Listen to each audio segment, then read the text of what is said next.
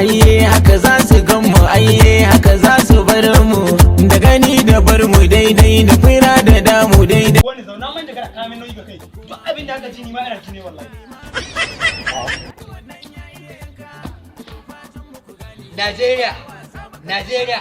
Najeriya ba ta yi ba wallahi. Wai kai man jagara kullum cikin sukan Najeriya hake. Ba dole ba tun da an mai shan bayi kullum cikin wahalar tashin hankali. Kai man jagara gare faɗi gaskiya. Ba ka da hankali.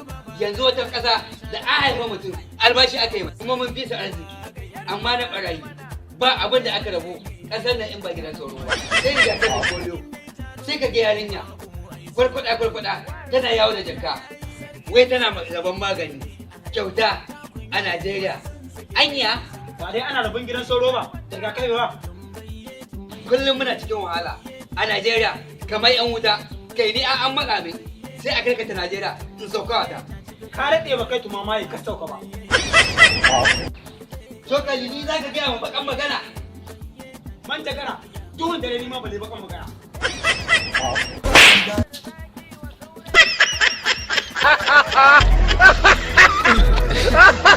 Domin